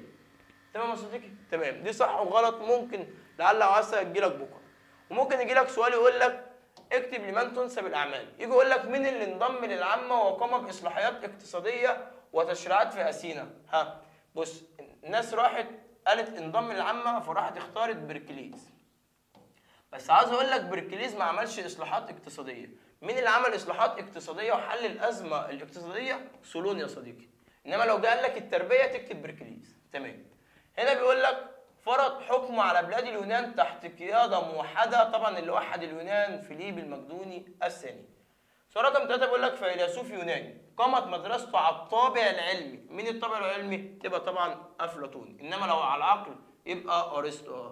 يبقى سقراط. العقل سقراط. انما لو قال لك مين المعلم الاول قول له ارسطو. حلو، اللي هو كان تبع التاريخ وعلم الاحياء. بيقول لك عاملين النحاتين في اليونان وصاحب تمثال فيدياس. لا ايه ده؟ المفروض صاحب تمثال زيوس. مين عمل تمثال زيوس؟ قول له فيدياس. حلو. مين ادخل المسيحيه مصر؟ قول له القديس مرقس. المفروض دي بالسين مش بالصاد، ربنا ينتقم من اللي كاتبها. المهم يا صديقي، اوعى تنسى اوعى تنسى تحفظ الخمس اسامي اللي احنا قلت لك مهمين: القديس مرقس، نيرون، ديجلادينوس، قسطنطين، سيديسيوس. حلو. بعد كده جايب لك اكتب المفاهيم التاريخيه. ما المقصود بحرب البيلونيز؟ قلت لك ده حرب نشأت بين اثينا وسبارتا في اليونان، واللي كسب فيها فيليب المقدوني الثاني. جايب لك معبد البرسيون، وده قلت لك اللي عمله بركليز على قمه جبل اكرابول. ما المقصود بالهيلينستيه؟ قلت لك دي مزيج بين الحضاره المصريه والحضاره اليونانيه. الحاجات دي يا صديقي ممكن يسالك فيها بكره. تعال بقى اشرح لك اخر حاجه يا صديقي، وهي التواصل الحضاري بين مصر وبين العراق وبين فينيقيا واليونان والرومان، واللي هشرحه ده مهم جدا جدا جدا جدا. يلا بينا. بص يا صديقي، علشان حوار التواصل ده مهم فانا قسمته لك في الملزمه بشكل جميل جدا. يعني انت لو بصيت لاي طالب ازهري او طالب عام ما بياخدش عند العبد الله، هتلاقي عنده مشكله في الجزئيه دي اللي هي مشكله التواصل. ما يعرفش مصر تواصلت كم مره مع العراق، ما يعرفش مصر تواصلت كم مره مع اليونان، ما يعرفش مصر تواصلت كم مره مع فينيقيا. فانا يا صديقي مقسمهم لك في ملزمه، وخلي بالك بيلعب عليها في الامتحان، فجزئيه مهمه. تعال نبدا باول تواصل معايا، وهو التواصل اللي ما بين مصر وبلاد العراق. عايز اعرف مصر تواصلت مع العراق كم مره. انا عندي مصر تواصلت مع العراق 3 مرات. اول حاجه يا صديقي كان تواصل بقول عليه تواصل اقتصادي. رقم 2 تواصل ديني. رقم 3 تحت عندك تواصل ثقافي وفني. يبقى انا عندي العراق تواصلت مع مصر تواصل حضاري كم مره؟ 3. اول حاجه تواصل اقتصادي، رقم 2 تواصل ديني، رقم 3 ثقافي وفني. تاني مصر تواصلت مع العراق كم مره؟ 3. اقتصادي، ديني، ثقافي وفني. وخلي بالك انا جايبهم بالترتيب، يعني لو جه سالك قال لك اول تواصل حصل بين مصر والعراق امتى؟ كان تواصل ايه؟ قول له تواصل اقتصادي. طب التواصل الاقتصادي ده يا مستر حصل فيه ايه؟ فكرني. اقول لك ساعه الاربع اختام اسطوانيه اللي احنا لقيناهم في منطقه الجرزه، ومنطقه الجرزه دي كانت في الجيزه. لقينا هناك 4 اختام اسطوانيه، والاربع اختام دول كانوا يعود اصلهم الى حضارتي الوركاء وجمده نصر، ودول بقول عليهم تواصل اقتصادي. يبقى انت تفتكر التواصل الاقتصادي اللي حصل بين مصر والعراق ساعه الاربع اختام اسطوانيه. حلو. عندك بعد كده يا صديقي التواصل الديني. هو حصل تواصل ديني؟ اقول لك هم خدوا مننا حاجات واحنا خدنا منهم حاجات. طب العراق خدت مننا ايه؟ العراق تاثرت بافكار ومعتقدات المصريين، والدليل على كده ان هم تاثروا بفكره البعث والخلود او الحياه بعد الموت، بس الحياه عندهم كانت غامضه. تمام. طب احنا خدنا منهم ايه؟ احنا خدنا منهم البت عشتار، اصل هي بت لفافه. طب مين خدها وجابها عندنا مصر؟ رمسيس الثاني في عهد الاسره ال 19 اللي هو في عهد الدوله الحديثه. ده التواصل الديني. طب نخش بعد كده على التواصل ايه؟ التواصل الثقافي. التواصل الثقافي وهم خدوا مننا حاجات برضو واحنا خدنا منهم حاجات. هم خدوا مننا ايه؟ هم لما كانوا بيبنوا الذاكرات، وانا لسه قايل لك الذاكرات اللي هي المعابد، وهم بيبنوا المعابد بنوا المعابد على شكل الهرم المدرج عندنا، فتأثروا بينا ثقافيا وفنيا. طب احنا خدنا منهم ايه؟ احنا خدنا منهم حاجتين. خدنا منهم رسم الحيوانات المجنحه لما عملنا ابو الهول. لو بصيت لابو الهول عندنا في مصر هتلاقي وشه وش بني ادم، جسمه جسم حيواني. اتعلمنا الحاجات دي من مين؟ اتعلمناها من العراق، اللي هم اول ناس عملوا الحيوانات المجنحه اللي هو السيران المجنح. حلو. وخدنا منهم كمان الاختام، والاختام ده زي خاتم حور محب في عصر الدوله الحديثه. فممكن يسالك سؤال، اكتب السؤال ده عندك، يقول لك تاثرت او حدث حصل تواصل حضاري بين مصر والعراق في عصر الدوله الحديثه، كان تواصل ايه؟ قول له تواصل ديني لما رمسيس الثاني جاب البت عشتار، وتواصل ثقافي وفني لما جبنا الاختام بتاعت حور محب. ده كده يا صديقي التواصل بتاع ايه؟ ده التواصل بتاع مصر والعراق. نخش على تاني تواصل معانا وهو التواصل بين مصر وفينيقيا. عايز اعرف فينيقيا تواصلت مع مصر كم مره؟ في العراق مصر تواصلت مع العراق 3 مرات. طب مصر تواصلت مع فينيقيا كم مره؟ 3 مرات برضه. اول مره كان تواصل سياسي وعسكري. رقم 2 كان تواصل اقتصادي. رقم 3 يا صديقي كان تواصل ديني. يبقى انا عندي اهو فينيقيا تواصلت مع مصر كام حاجه؟ 3. بس قبل ما اشرحهم لك هختبرك يالا. مصر تواصلت مع العراق كم مره؟ جدع يالا 3 مرات. اول مره اقتصادي، تاني مره ديني، تالت مره ثقافي. طب مصر تواصلت مع فينيقيا كم مره؟ 3. عندك تواصل ديني، تواصل اقتصادي، تواصل سياسي وعسكري. وخلي بالك في التواصل السياسي والعسكري ده مهم. ليه بقى مهم؟ بص يا محترم، هنا في رغي كتير جدا انا هلخصه لك. بص، لو جينا بصينا على الحدود بتاعت مصر ورحنا للحدود الشماليه الشرقيه اللي هي بعد سينا كده، هنلاقي ان دي اخطر حدود مصريه او دي اضعف حدود. فعشان دي اضعف حدود وقريبه من سوريا او قريبه من فينيقيا، احنا بعتنا حملات عسكريه. ليه بعتنا حملات عسكريه؟ لان كنا عايزين نسيطر على سوريا ولبنان اللي هي فينيقيا. طب ليه كنا عايزين نسيطر عليها؟ علشان نامن الحدود بتاعنا اللي هي الحدود الشماليه الشرقيه، علشان يا محترم نحافظ على الامن القومي. يعني احنا رحنا بعتنا حملات عسكريه لفينيقيا، هل عشان نستغل الثروات اللي في فينيقيا؟ لا، ده احنا عايزين نحافظ على حدودنا، عايزين نامن الحدود الشماليه الايه؟ الشرقيه. طب مين اللي استغل الموضوع ده؟ اللي استغل الموضوع ده عندك تحتمس الثالث في معركه ايه؟ في معركه مجد. حلو. ومين تاني؟ وعندك رمسيس الثاني لما عمل معركه مع الحيثيين. انما اخناتون ده كان برشامه. اخناتون ده ما اهتمش باي حاجه في فينيقيا، عشان كده خسرنا كل ممتلكاتنا في الخارج، لان كانت اضعف حته هي الشماليه الشرقيه دي، فالمفروض نحافظ عليها. مين ما حافظت عليها؟ اخناتون. تمام. عندك بعد كده يا صديقي التواصل الاقتصادي. التواصل الاقتصادي بين مصر وفينيقيا حصل في 3 عصور ودول مهمين جدا. اول تواصل كان في عصر الدوله القديمه، لو انت تفتكر لما سينفرو خد 40 سفينه وراح جاب من هناك خشب اسمه خشب الارز. حلو. وعندك تاني تواصل كان في عصر الدوله الحديثه. وفي عصر الدوله الحديثه زادت العلاقات التجاريه بين مصر ومين؟ مصر وفينيقيا، خاصه في عهد مين؟ رمسيس الثاني. يبقى في عهد رمسيس الثاني حصل تواصل بين مصر وفينيقيا سياسي وعسكري واقتصادي. حلو. وعندك كمان في العصر المتاخر لما الواد نخاو استعان ببحاره الفينيقيين عشان يلف حوالين قاره ايه؟ حوالين قاره افريقيا، ويعمل على اكتشاف اسواق جديده ويعمل حركه الكشوف الجغرافيه. تاني عشان انت سرحت، انا عندي التواصل بين مصر وفينيقيا كم تواصل؟ 3 يا مستر. تواصل سياسي وعسكري ده مهم، ان احنا بعتنا حملات عسكريه عشان نامن الحدود الشماليه الشرقيه، واستغليناها ايام تحتمس الثالث في معركه مجده، واستغليناها ايام رمسيس الثاني مع الحيثيين. انما الواد اخناتون الواد برشامه ده بوظ كل حاجه. انما التواصل الاقتصادي حصل في 3 عصور. حصل في عصر الدوله القديمه لما الواد سنفرو جاب 40 سفينه وراح فينيقيا عشان يجيب خشب اسمه خشب الارز. عندي تاني حاجه في عصر الدوله الحديثه، وهنا زادت العلاقات التجاريه بين مصر وفينيقيا ايام رمسيس الثاني. وانت قلت لي يا مستر ان رمسيس الثاني ده في عهده حصل تواصل سياسي واقتصادي مع فينيقيا. حلو. انما في العصر المتاخر لما الواد نخاو جاب بحاره ولفوا حوالين قاره ايه؟ افريقيا. جدع. اخر تواصل بين مصر وفينيقيا وهو التواصل الديني. حصل تواصل ديني ازاي؟ بص يا باشا، هم تاثروا بينا، تاثروا بافكارنا ومعتقداتنا. تاثروا بايه؟ تاثروا برضو بالبعث والخلود اللي هي الحياه بعد الموت. وقال لك نحط طعام وشراب مع المتوفي عشان لما يصحى بعد كده يعرف يعيش. حلو. طب احنا بقى، احنا اللهم صل على رسول الله تاثرنا بيهم ولا اي كلام؟ ده هم برضو تاثروا بينا لما راحوا جوزوا بعل، جوزوه لمين؟ لعشتار. ما هنا كانوا بيقلدونا لما احنا جوزنا ايزيس لمين؟ لاوزوريس. يبقى هم تاثروا بينا في حاجتين، تاثروا بينا في البعث والخلود بافكارنا، وتاثروا بالقصص بتاعنا بالقصص بتاعتنا لما احنا جوزنا ايزيس واوزوريس. هم جوزوا بعل بمين؟ بعشتار. وده كده يا صديقي التواصل الحضاري بين مصر وفينيقيا. اختبرك كده، مصر تواصلت مع العراق كم مره؟ جدع، 3 مرات. اول حاجه اقتصادي، بعد كده ديني، بعد كده ثقافي وفني. طب مصر تواصلت مع فينيقيا كم مره؟ 3. جدع. اول مره كان سياسي وعسكري، رقم 2 كان تواصل اقتصادي، رقم 3 تواصل ديني. حلو. نخش يا محترم على ثالث حاجه معانا وهي التواصل بين مصر والايه؟ واليونان. هنا بقى مصر رغت كتير قوي مع اليونان. اول حاجه تواصلت اقتصاديا، تاني حاجه تواصلت سياسيا، بعد كده دينيا واجتماعيا، بعد كده ثقافيا، بعد كده فنيا. يعني تواصلت كم مره؟ بتاع حوالي 5 مرات.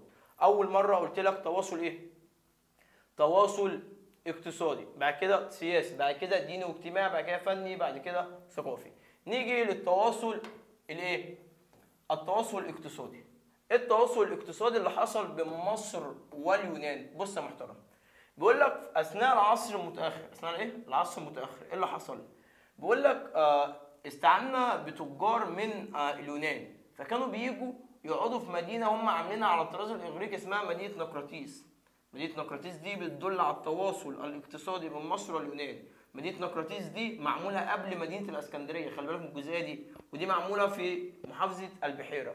والناس دي لما كانوا بيجوا اللي هم الفنانون والصناع دول خلوا في ارتقاء لصناعه الزجاج والاواني الايه؟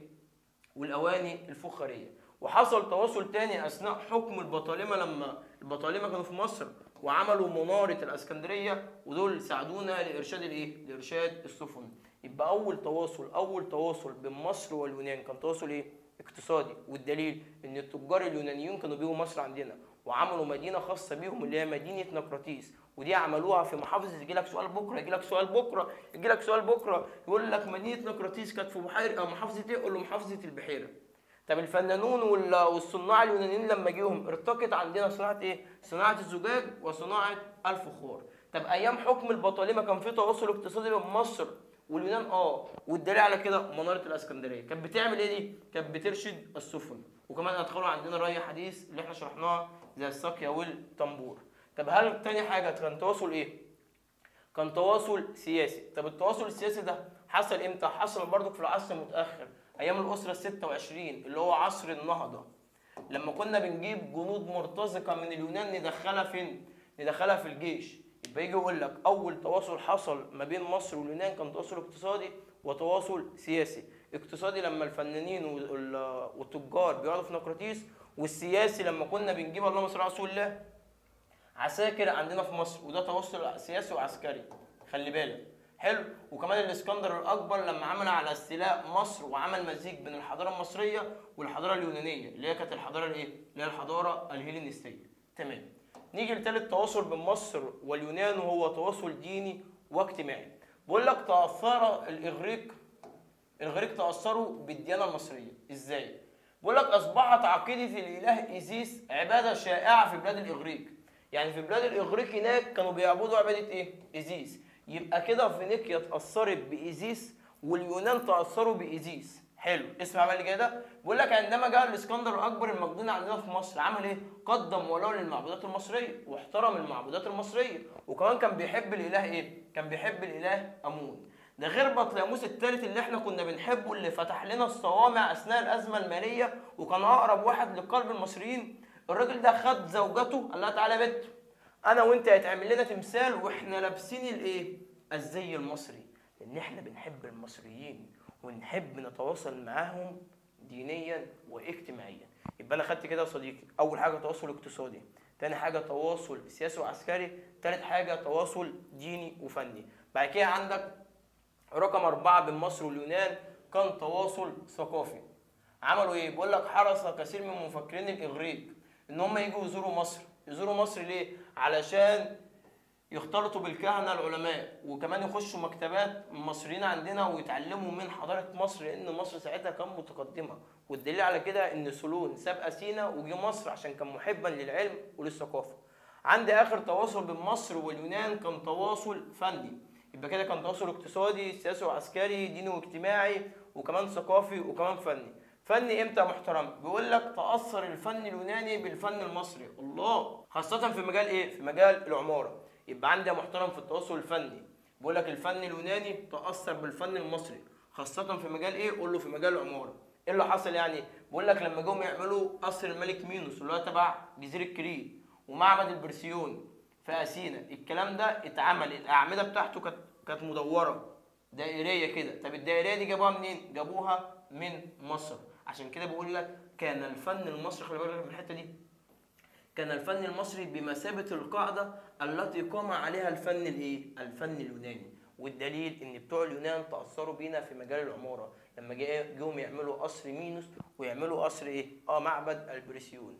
الكلام ده مهم. يبقى انا عرفت التواصل بين مصر والعراق كان قد ايه؟ 3. طب التواصل بين مصر وفينيقيا 3. طب التواصل بين مصر واليونان 5.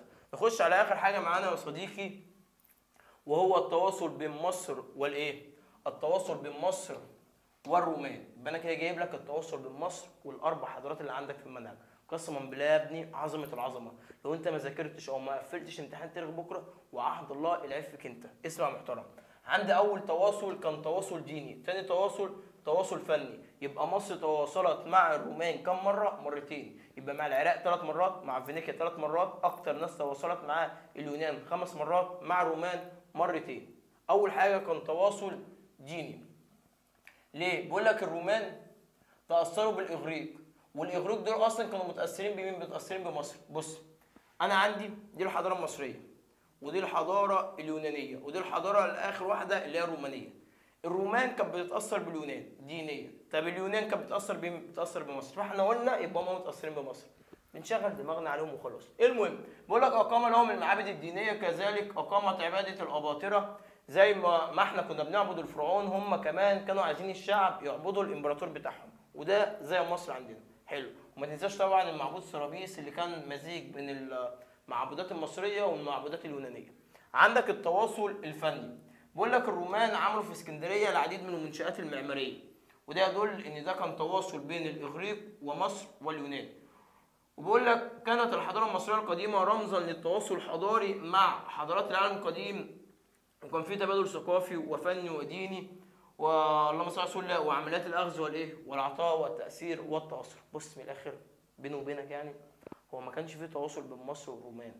الرومان تاثروا باليونان، بس هم قالوا لك ما اليونان دول تاثروا بالمصريين، يبقى الرومان تاثروا بالمصريين. سهله يا جدعان، معادله وحليناها. ماشي كده، انا خدت التواصل يا صديقي. عندك بقى اخر حاجه ممكن تجي لك بكره ان شاء الله، وهي الاثار الفنيه المسيحيه. عندك كام حاجه؟ حوالي 5 حاجات، اللي هي الكنيسه المعلقه، ودي صورتها، اللي هي دير المحرق باسيوط، دي صورتها، الانبا انطونيوس صورته اهو، وديره وادي النطرون ادي ده صورته، والمتحف القبطي وادي صورته. انا جايبهم لك بالصور، ممكن يسالك فيها، يقول لك مثلا اذكر الاثار الفنيه المسيحيه، فانت تبقى عندك وتكتب له ال5. وبكده يا صديقي اقدر اقول لك ان انا على قد ما اقدر لميت لك المنهج كله بطريقه الازهر وبحل امتحانات الازهر. اتمنى تعبي ما يروحش هدر، واتمنى ان انت بكره ان شاء الله تشرفني وتقفل امتحان التاريخ. ولو انت اتفرجت عليا لاخر الفيديو ورحت ان شاء الله بكره امتحنت، ما تنساش تطمنا على الواتساب، هنسيب الارقام تحت عندك، بخش كلمنا وقول لنا عملنا ايه في الامتحان، وقول لنا في كام سؤال جه من الملزمه. اشوفك ان شاء الله على خير في تانية ثانوي، وباذن الله نتقابل يا صديقي على خير، والسلام عليكم ورحمه الله وبركاته.